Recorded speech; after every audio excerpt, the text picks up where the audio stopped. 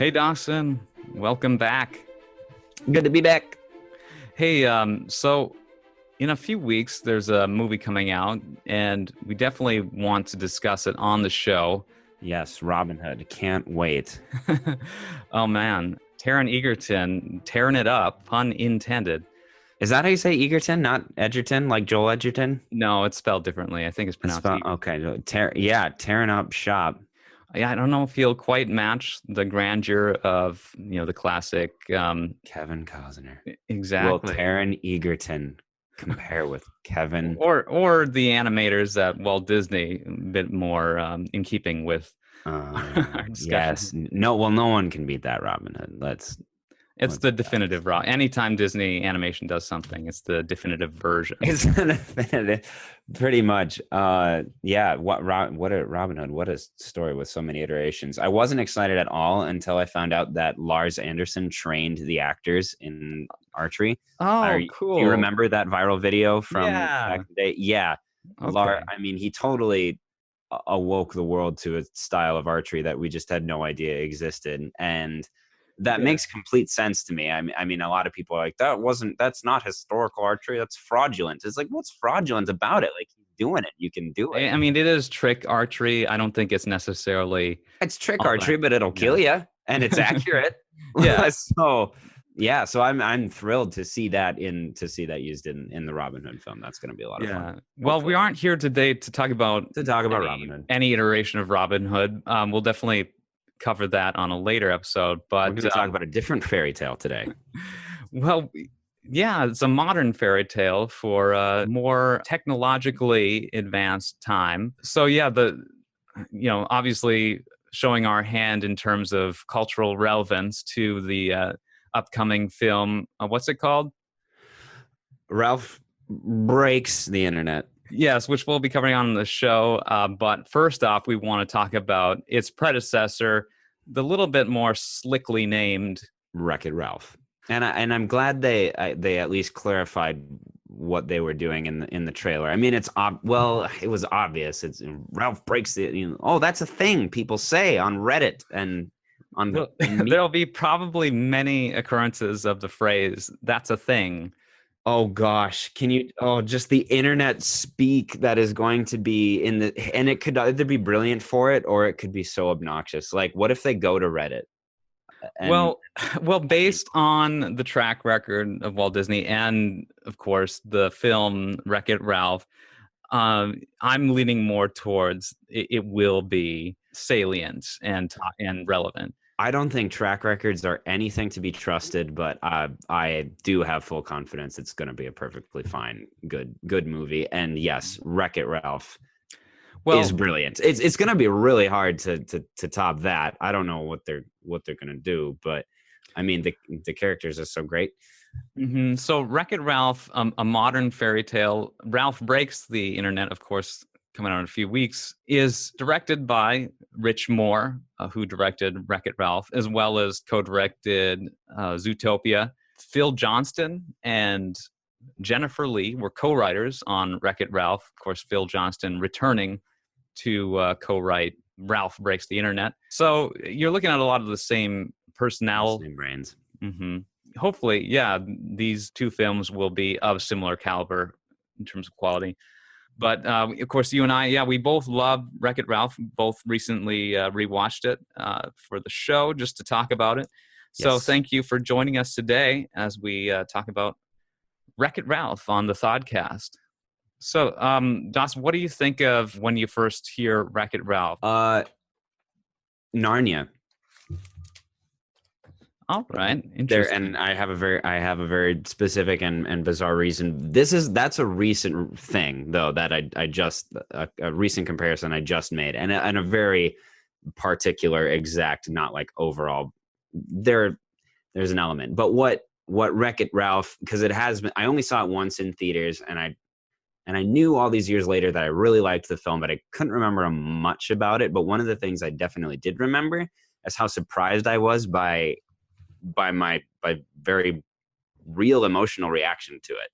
Like there were parts that I remember jerked tears, and I couldn't remember why, but then I rewatched the movie and I was like, oh gosh, yeah, that's why. That, oh man, and it happened again, and I like a man, I didn't Well, want to good. cry at this dumb animated film, but that the same reactions were there, and so it's really fun to figure out why and how that happened and what the movie does so well. But anyway, Well, good.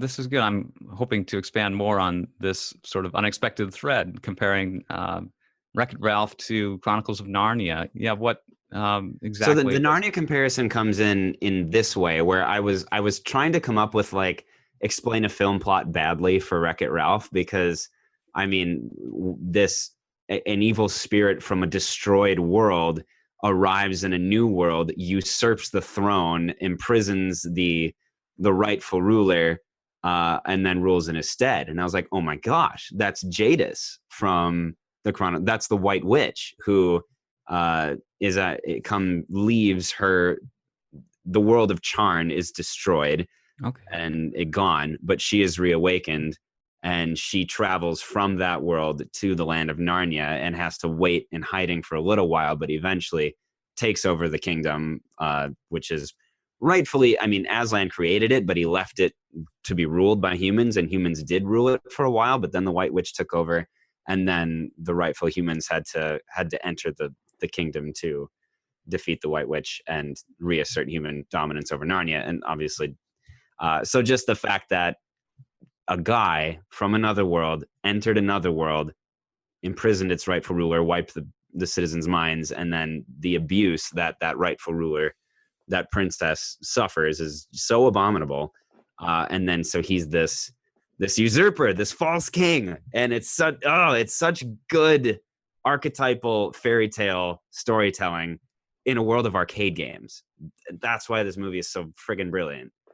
Well, that is an excellent hot take. I was hoping we'd have some original insight brought to this discussion because I Because I couldn't. probably just said everything that everyone's already said, but whatever. No, I mean, I'm sure someone out there has sort of made that comparison, between fairy tales of yore and this very modern take on it. You do see a lot of the same storytelling elements carried through, classic times as well as modern. And it doesn't matter if an idea is unique. It's the specificity with how you tell it.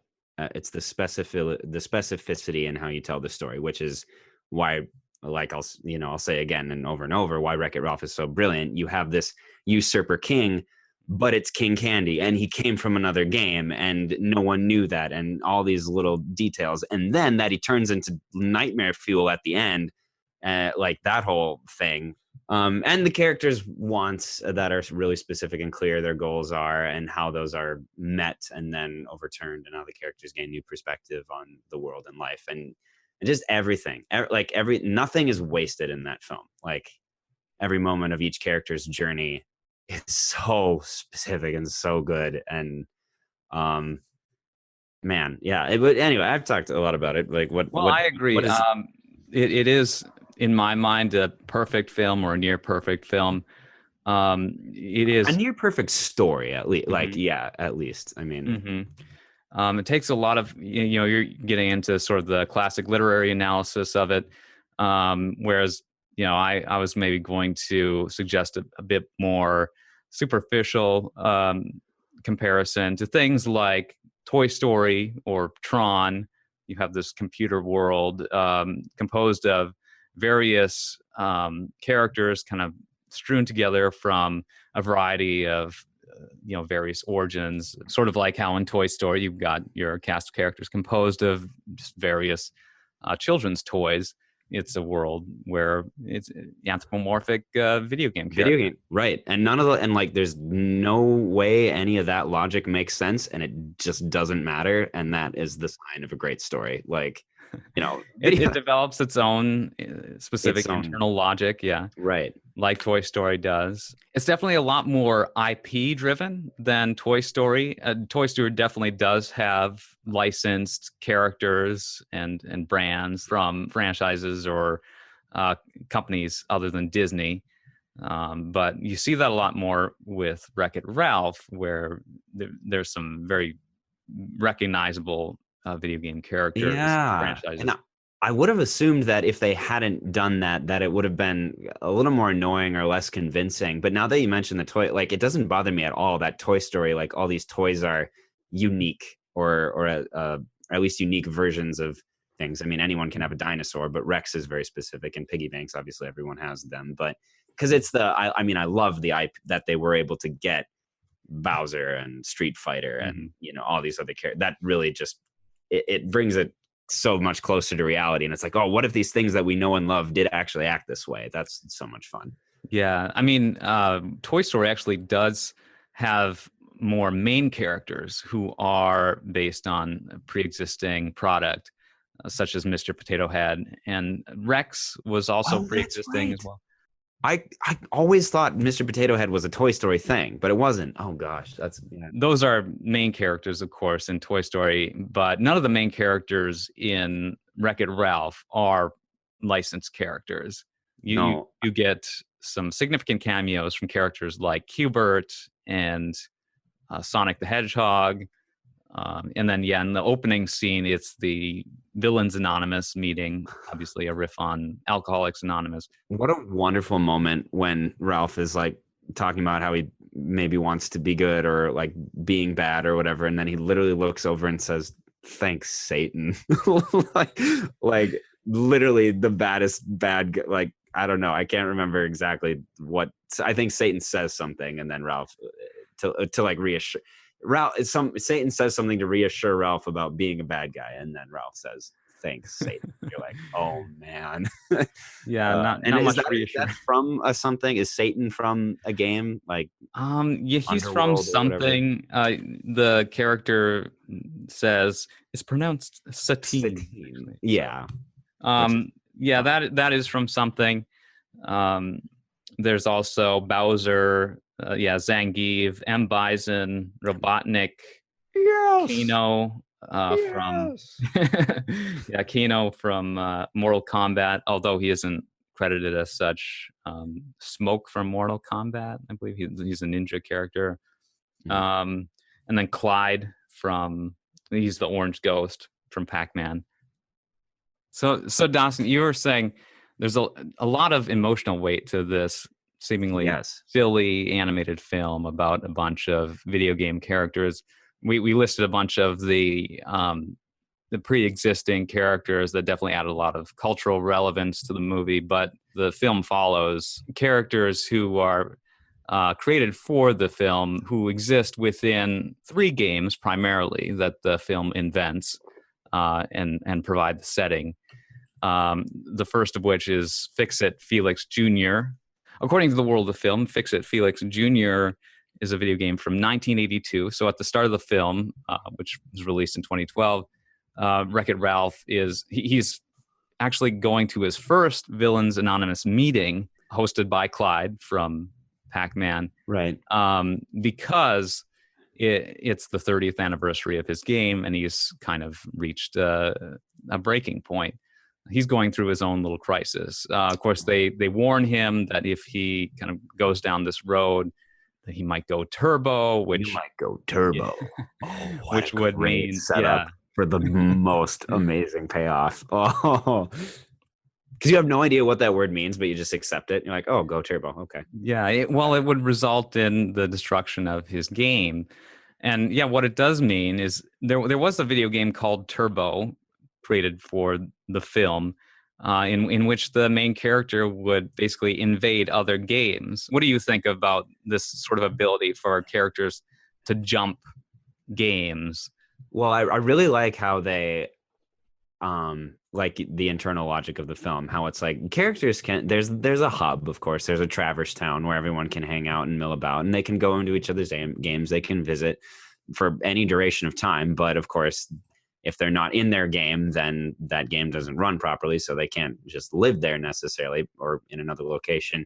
But that if they die in a different game, then they die permanently. I think that's a really cool, really fun rule. So then if you're going to spend a lot of time in another game, that you can go to another world, you can interfere, but that can potentially have very deadly consequences. And so I loved, and the movie doesn't tell you like if how common this is or how often people do it, and you're not necessarily, you're worried that Ralph might do that and have consequences. But then when you find out where the word turbo came from and how malicious that the character who jumped from his game to another game, it's eerie. Like in this, really, because it's silly, because it's arcade games, but there's so you already mentioned the character Turbo, but when it shows that flashback of the kids playing the game, they're playing this modern racer, and the kid says, "These are the best graphics I've ever seen."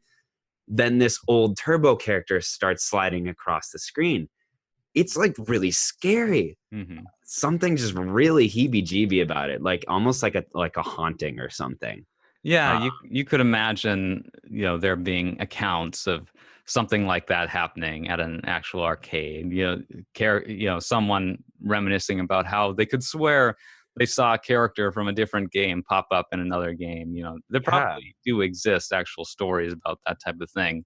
The toys are alive. The characters are alive. They're within the whole zeitgeist of paranormal creepypasta somewhere, maybe something like that. But yeah, the arcade is called Litwack's Family Fun Center and Arcade. Basically, Dave and Buster's, but owned by a guy named Mr. Litwack. Yeah, he always jokes about his nana. Oh, I guess it's getting old, like my nana. Huh? Maybe it's just time to put him out to pasture, like my nana. Like, whoa, so good. That this movie doesn't pull its punches, and that's why what really sets it apart and above so many children's animated movies. And I was reading about the development, especially of its antagonist, because it has such a good antagonist. And originally it was this like officer character who tried to wrangle up like little girls like Vanellope, and then they said, well, that wasn't working, and then there isn't much more detail that I saw on who that character was and why it wasn't working. But then King Candy was he was goofy, and sure, he like overthrew the throne, but he reformed at the end, which of course every villain, you just don't there's a lot of cushy, there aren't really high stakes, or they're not really cushy, or bad guys, they do something bad, but maybe they learn the error of their ways. King Candy is a malevolent monster, driven by arrogance and greed and vainglory, and he hides it all under this mask of this clowny, goofy, fun-loving, have some candy, citizens. And that makes it so much scarier. And the fact that he tried to murder the innocent little girl princess, but he couldn't do it, and just left her handicapped, and then locked. Oh man, it's so bad. And then where I was going to say the emotional, where I was got emotionally while watching the film that I just didn't expect was the malevolence of the other racers, the little girls, when they pick on her. They don't hold back, and they like, this is we're gonna show kids picking on another kid, but we know it's not gonna like really hurt. It's awful. They rip her car apart, and they are so mean, and so your sense of like justice and incenseness, really, I mean, man, it was like watching bullies in real life, and that's what was so good about that part. And definitely, brutal scene. I love the contrast between their actions and, of course, the just overall aesthetics of the world of Sugar Rush, just being so saccharine, and yet these characters are just so sadistic. Oh, yeah. But of course, you're dealing in a world of black and gray in terms of the supporting characters, and Ralph and Vanellope must work together to save this dystopian candy-coated kingdom, and win over these characters who are really quite nasty, and then overthrow, of course, the big bad, who is King Candy, who's a very enjoyable and likable character. He's a hugely underrated character, I feel, in the entirety of Disney animated canon. Of Disney. Oh, I would say the same thing. I mean, the whole film probably is in general. I mean, even me, I saw it once in theaters, loved it to death, and then Wreck-It Ralph, okay. Like I kind of forgot basically like Yeah. how good it was and how good he was. Because yeah, I mean, you think just the like snotty little guys in the village that Ralph is trying to prove himself to, like you think that's as bad as it's gonna get. It's like this a story about, you know, they're nice people being jerks to marginalized people, and you're like, okay, I guess that's compelling enough. And then it gives you a full gamut of human behavior and human psychology within these characters, and then not to mention the bugs from the Heroes Duty game, how they factor in, and the Calhoun and Fix It Felix character. And is there a funnier scene in any Disney movie than when the soldier says they gave her the most tragic backstory of all time, and it Yes. shows her wedding day, and a bug crashes through the window and eats her husband before her eyes, and then she shoots it with a minigun. It's the best. Yeah. Well, I'm glad. Yeah, you gosh. identified you identified the definitively funniest scene in the movie. I would say, like, Oh. really no argument. And then that even that had a wonderful payoff, which of course I was like, well, why? Hold on, why is she having her second wedding in the same church? Maybe she should go to a nicer part of the arcade for this. Yeah, that was a good opportunity for some gags where like Vanellope is back in her formal attire and she's clearly like the queen is overseeing the wedding and all this. clearly having none of it. Like she hates being in the dress. Yeah, right. But that she's like, I love that she doesn't cast off the role entirely, because they're like, well, who's gonna rule us? And she's like, well, I'm still the queen, like, or I'm still the princess. You know, I just don't need to wear the stuffy dress the whole time. Oh, and gosh, I love so much that you know, little surprises that you just don't necessarily know an animated film for children is gonna do. But when Vanellope actually says, "You're all going to be executed," and they grovel at her feet, and you're like, whoa. Calhoun at that moment has a great line where she's like, Yes. wow, things just started getting interesting around Wow, thanks. Which is like the audience is I mean, that's exactly my thoughts, is like, oh, this animated film, which has been interesting the entire ride, just got interesting. And you're It's like, yeah, she's not disturbed by it at all. She's just like, oh, this sugar-coated wasteland actually might have little stakes after all. no kidding. I mean, clearly the characters believe her, and they know that they deserve it, which is why you see them, you know, in their Nuremberg trial moment. You know, it's I mean, Cinderella, you know, obviously is lots of you know, I don't know. Anyway, justice. People, and we love to see that kind of justice. And so the greater the evil, the greater the justice that you see at the end, which is why I love that. And I think children's, especially anything aimed at children, should, the higher the stakes, the better. My name's Wreck-It Ralph. 30 years I've been doing this. It starts to feel hard to love your job I can fix it. when no one else seems to like you for doing it. Same as it ever was. Same as it ever was. Same as it ever was. It sure must be nice being the good guy. Nice share, Ralph. As fellow bad guys, we've all felt what you're feeling. I'm Zangief, I'm bad guy. Hi, Zangief. Ralph, you are bad guy. But this does not mean you're bad guy. Zombie, bad guy. Hi, zombie. Hi, zombie. Zangief saying labels not make you happy. Good, bad. You must love you. I don't want to be the bad guy anymore. I just went to a Dave and Buster's actually, and so they have Tomb Raider and Halo and like all these games, and then Yeah, and they're probably truncated versions of their actual like home consumer counterparts. yeah, it is true. I mean, you watch Laura Croft talks to you, like it's easy to imagine that little robot with the player screen, you know, the character interacts with you, and then you're just a little crosshair.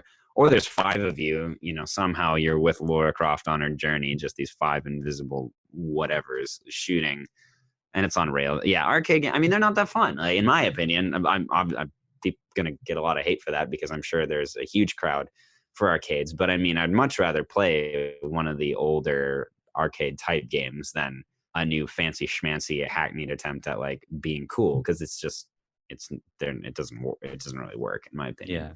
Yeah, it makes sense that there would be a game from 1982 still hanging around at a modern arcade, because those games were conceived and designed as arcade games from the start. And if you did have a home console version of a game, it was a lesser version, usually, of the arcade cabinet. Right. That's a very good point. And it's easy to see where something like a racing game would continue to evolve, because something that started with rudimentary graphics but was clearly meant to convey high speed and high realism or whatever. But a game like Wreck-It Ralph was never meant to be anything beyond what it already was, and that's kind of what made it kept it timeless. Something like Tetris, Yeah. Well, or Donkey Kong. And the game that Wreck-It Ralph appears in is called Fix-It Felix Jr. Yeah, in this movie. But that got me thinking, like, Fix-It Felix Jr. is a take on Donkey Kong. The original Donkey Kong, which actually features the first appearance of Mario, or the character who would become Mario. Developed by Nintendo for arcade cabinets in 1981. The original Donkey Kong was a lot like Fix-It Felix Jr. is in this movie, where like you have your player character, Mario, or in the movie Fix-It Felix, having to ascend a series of platforms and trying to overcome various obstacles. Wreck-It Ralph is an analog of Donkey Kong. Donkey Kong. And of course, the naming convention might seem a little odd. Why is it called Fix-It Felix Jr. rather than just Fix-It Felix? Well, there is actually a game called Donkey Kong Jr. that came out a year after the original Donkey Kong, where you play as Donkey Kong Jr. trying to rescue Donkey Kong from Mario, or Jumpman. Or the Jumpman. That's awesome. It's the only time Mario is a villain. Is Donkey Kong Jr. Donkey Kong's son, who would eventually become Diddy Kong? That is really confusing. There's a whole the lore of confusing. Donkey Kong. Yeah, and of course, these Nintendo games weren't meant to have a rigorous a through line or a structure. No, nonsense. Of course not. But if you want to get technical, the original Donkey Kong is supposedly more modern era's Cranky Kong, and the modern era's Donkey Kong, debuting in the video game for Super Nintendo, Donkey Kong Country. That's such a fun game. That's like one of the only classic Super Nintendo games ever played, because we never had a Super Nintendo, but at a friend's house we played Donkey Kong Country. Yeah, it was really innovative at the time. And that Donkey Kong is supposedly Cranky Kong's grandson. So we don't really know who Donkey Kong, the modern Donkey Kong's father is, but presumably Donkey Kong Jr., who doesn't really appear. King Kong. No, Donkey Kong Jr. doesn't really appear in very many games following the original Donkey Kong Jr. But it makes me wonder if there's a Fix-It Felix Sr. If there's a whole franchise of games that we don't know about. There could be a spin-off game simply called Wreck-It Ralph, where you play as Wreck-It Ralph. Right. Or maybe what if Fix-It Felix was the original Fix-It Felix was, you're supposed to demolish this building, but he keeps fixing it, and so you have to be really tactical about how you break the building rather than how you fix it. Yeah, I don't know if we'll ever find out, but it's possible. It seems like the new movie is taking a very different direction. Yeah, good luck with that. Maybe it's this, like, how all arcade games are being shut down. How do we survive? Well, we go to the internet, where we live forever. That's probably the premise, honestly. Yeah, who knows? Litwix is being shut down. Mm-hmm. Yeah, there really isn't much reference to the original Fix-It Felix, other than that Fix-It Felix Jr.'s hammer belonged to his father. Why do I fix everything I touch?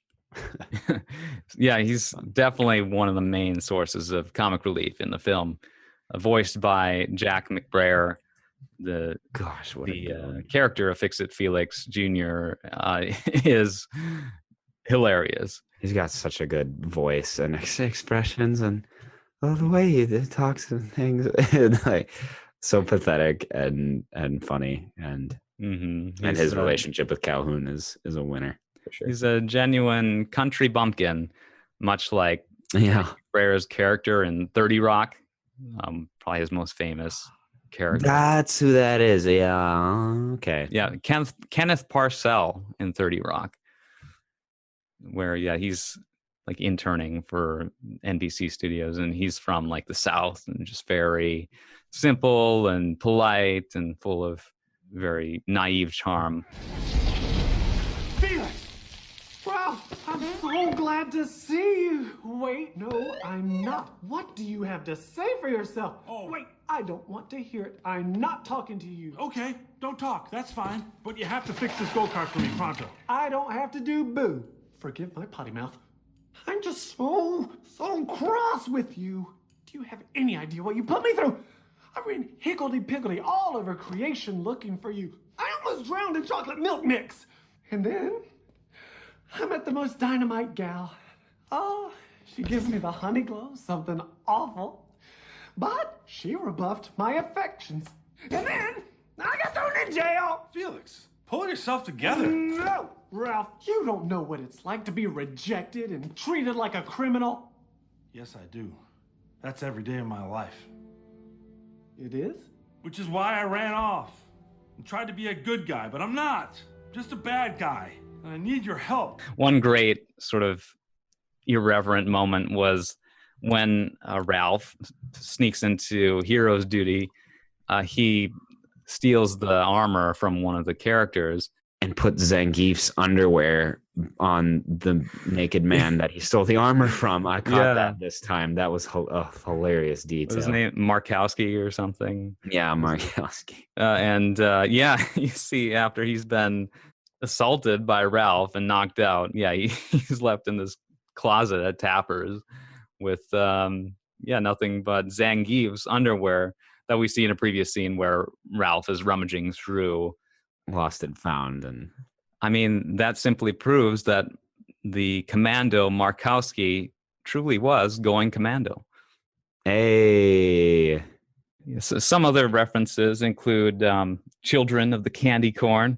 Yes. Obviously, reference to the Children of the Corn. You hear Darth Vader breathing when Ralph is hiding under the chocolate. That was one that stood out to me as a little bit of a stretch, because it wasn't necessarily video game reference related, but and didn't make quite as much. I don't know. No, it was definitely just an obvious gag for the audience. Yeah. The names of the cops, which are The fairly the donuts, brutal police, actually. Like there's definitely depictions of police They brutality. beat him.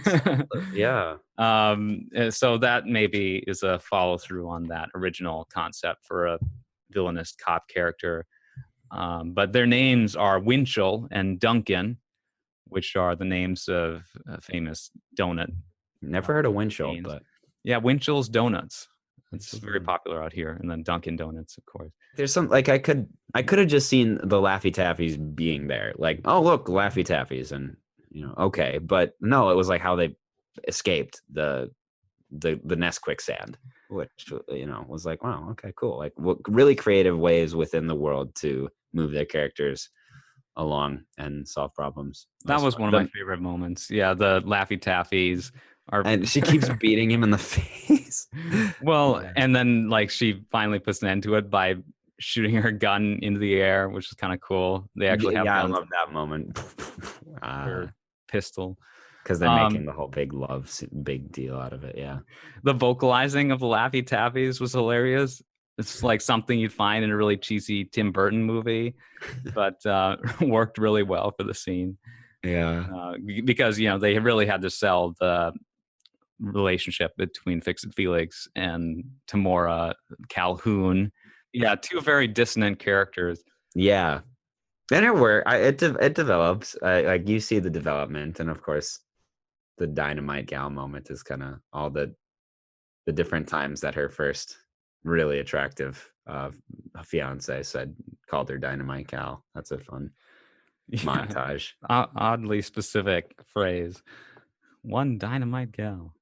I don't know. Have you ever heard anyone say that outside of this movie? Well, no, I started to say it after the movie, though. I picked it up, and it's not like particularly clever or interesting or anything. I mean, maybe the fact that it's such a destructive word, which is more like what like Ralph would do, and kind of goes with her, penchant for destruct. I don't know. There's nothing particularly interesting or clever about it, but It's totally, the type of rubish colloquialism that someone like Felix would say. right. And then just happens to be what macho masculine man of all time, calls her. Who's also probably a bit of a country rube as well in his Maybe personality. or a little Baywatch type, Oh, and King Candy, of course, we should mention, is a deliberate take on the Mad Hatter from Alice in Wonderland, Yes. voiced by the actor Alan Ed Wynn. Tudyk. Oh well. Oh yeah. well, the Mad Hatter is voiced by Ed Wynn, the classic actor, and then Alan Tudyk plays King Candy. Who was apparently shocked by the development of his character as he read the script, and as I was as a viewer. Speaking of references to other Disney animated films, the destruction of the car is kind of reminiscent of the scene from Little Mermaid, in which King Triton destroys Ariel's collection. If you That remember. was another scene that got me emotionally, because Ralph thinks he's doing what's best for this person you see them develop and form such a strong bond, and they're like best friends by the time that act of destruction occurs. Anytime anyone destroys something of immense value to someone they love is just heartrending. I referred to that a plot device in my notes as well-intentioned cruelty. Right. I must be cruel to be kind. Yeah, and you see this in a variety of films. I don't know if you can think of any other examples, but King Triton is definitely one. Yeah. This isn't the same, but when the stepsisters rip up Cinderella's dress that she's made for herself, because they're not well intentioned, they're obviously very cruelly intentioned, but it's that same thing. Someone put a lot of time and effort into something that was gonna get them farther ahead in life, and then it all is destroyed, and it's made so much worse when it's something that you built together with someone that you had really. Oh, Shrek! Oh my gosh! When Shrek starts ripping, when Shrek sends Donkey away. Well, first he sends the princess away because he overhears something and forms a completely misunderstood and gets a completely misunderstood perception of reality, and then goes and gets Farquaad and sends the princess away and sends Donkey away, and it's just tragic. But then they all get back together in the end, as they do in Wreck-It Ralph, which using Felix to repair the car. I mean, and it's like obvious, but I don't know. It just, how cool, how nice, how cool. Anyway. So Vanellope is technically a princess or a Disney princess, but she was never inducted. And we haven't even talked that much about Vanellope, of course, played by Sarah Silverman, Ralph, played by John C. Reilly. But she, is definitely a very caricatured style of character compared to other Disney princesses. So she hasn't necessarily come into the main. Yeah, she doesn't have the typical image of a Disney princess, but she's got such a strong and multidimensional character. Does she have a multidimensional character? Well, you see her go through so much as a character, and she's been through a lot, and she's crass and funny, and I mean she's mean to Ralph, like, and when they first meet, and selfish and everything. But then when you find out why, like, that was the thing, like, she was just being mean and obnoxious and stole the medal, and then you find out what she wanted it for and what she hoped to gain by it, and Ralph then relates to her, and that they're these misfits, and she's obviously she's got Tourette's, and that's a hard thing to live with. Oh, man. Well, and her voice is kind of grating too, like the Sarah Silverman voice that she does for Vanellope can maybe wear on you a little bit. It's just so shrill. Yeah. But they address that in the movie where she's like, "Why are your hands so freakishly big?" And he's like, Why are you so freakishly annoying? I Mhm. think he says, yeah. And I mean, And she's supposed to be a kid too, so it makes sense her voice would be very high pitched. yeah, it does. It does. It is off-putting at first. You're like, oh, this is kind of a trashy character. And then it may, and I don't know if this happened intentionally. It got cuter as it went on. I mean, as I warmed up to the character and started empathizing with the character more, I pitied her more and felt more for her. And then the voice, I don't know. I didn't see it. It stopped sounding annoying so much as sympathetic. Yeah. I mean, especially when she like screams when he breaks the car. It's like, oh my gosh, that's like. Do they establish, by the way, as a glitch? She's a glitch. Do they establish that if a glitch dies in their own game, do they die permanently? Because when she's about to get attacked by the bugs on the bridge, they're like really worried about her. Anyone within the game, if the power gets cut to the game, will die essentially. Like they are erased. And since glitches can't leave their games, she would definitely be erased. But then if it's reconnected, I don't know if everything resets. I'm guessing it would reset to factory settings. Factory, yeah. Okay, the characters who were able to escape the deactivation, maybe upon re-entering the game, would Reassume, like, yeah, they would be assimilate. absolved into the Mhm. like they'd take on those in avatars, kind of be Yeah, reincarnated. there's definitely a few logical aspects of the film that require a bit of gymnastics in order to reconcile.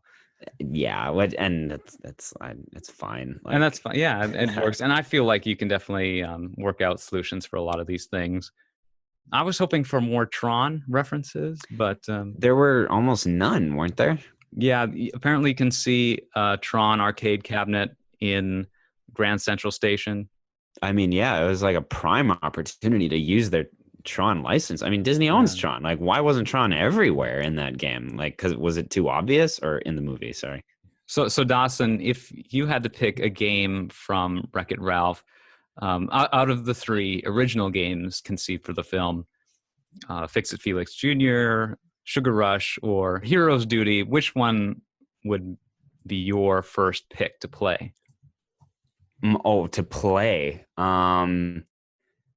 Probably Hero's Duty. I'd be attracted by the good graphics and the shooter aspect and the sci-fi and the dark tone. But then I'd play it for a little bit and I'd get bored. And I'm not a big racer.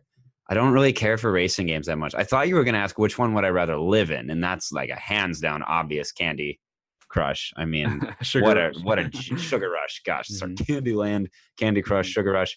What a joy. And that's another aspect of the animation. You talk about principles of animation appeal. Boy, oh boy, sugar. I mean, there was goo and goop and chocolate and frosting and so many amazing things utilized in so many creative ways all over the place. That's a really appealing place. What about so which one would I play first? Probably Hero's Duty, and then I'd be disappointed. But what about you? For me, I think my preference would be Sugar Rush. I'm definitely attracted to the aesthetics of a game like Hero's Duty, where it does involve guns. It is a shooter, but it's kind of a silly arcade, kind of on rail style shooter. Whereas Sugar Rush actually, seems like a fully fledged racing game in the style of Mario Kart. Mhm. Of course, Fix-It Felix Jr., you are able to play a version of that online if you look it up. Oh, They fun. yeah, Okay. they did develop the game, and it's very simple, like a lot of those early arcade games. A question I had about Sugar Rush is she says there's a mini game where you customize your own car. Is that something the player gets to do? Well, Or- yeah, apparently in Sugar Rush, there's a variety of things you can do in the game. It's interesting how there are like rejected concepts within that world. Which is like a real thing in video games. Like you can find unfinished, undeveloped areas, or in the code, there's like, code for things that never see the light of day, whether it's dialogue or, items or. Yeah, I don't know if there are multiple tracks or not. it's possible that there are multiple tracks that are all then connected in one main circuit, that you see kind of at the end of the film, the finale, where they are racing through like a variety of environments, mountains and ice. And there's one character, Candlehead, who's able to light like cherry bombs along the side of the track. And presumably, like, she's the only character who would be able to have that ability. So it's like They probably all have unique abilities. Yeah. yeah. With Vanellope, of course, she's able to glitch, and I don't know if there's any others really specifically. I mean, it's like Mario Kart, where there are power-ups and weapons that you can pick up along the track as well. So it's possible there are certain of those that are specific to each racer. Yeah, Heroes Duty is kind of a cheap Call of Duty Halo ripoff. And of course, lots of cues taken in that game from the film Starship Troopers, obviously based on the book. But and Starship Troopers actually was co-produced by Disney, or the Disney subsidiary Touchstone. So they had the rights to like the iconography of that film. Oh, okay. Mm-hmm. Awesome. Yeah. All right. Well, that was our discussion on Wreck-It Ralph, and thank you so much for listening. It was kind of all over the place, but we're kind of just starting out with this. So hopefully, we'll be able to organize our thoughts a little better in the future. But I had a lot of fun talking about Wreck-It Ralph with you, Dawson. Thanks so much for joining me, and thanks for your amazing input. Yeah, love to talk about the movies. You sound like a bounty hunter right now, with whose voice. Bounty. Sorry. I'll get that figured out by next time. Cad Bane. Yeah, Cad Bane. Exactly. That's exactly from the Clone Wars. Well, Yeah, that's animation we'll have to talk about at some point too. So. We'll definitely talk about Clone Wars in the future. Basically, anything is on the table for this show. TV series or films, not live action Robin Hood. But look forward to chatting with you about Ralph Breaks the Internet when that comes out. There's a few other things coming out. The Grinch, The Grinch. Are you gonna go see that? Yes, I'm gonna go see that. I've got to go see it because my little sister's in it. Oh, you have the cutest little Instagram interaction. Wow, I was so proud. Well, yeah, I mean, you're personal friends with the actress who plays Cindy Lou Who. Yeah, and I Cameron. I don't have the heart to tell her how little I care that there's a new Grinch movie. Okay, Cad Bane, this is getting ridiculous. Sorry, this is ridiculous. Yeah. Well, apologies to the listener. We're gonna sign off here, and thank you so much for listening. Thank you, Dawson, and we'll be back next time on the Thodcast. Thank you so much. Bye.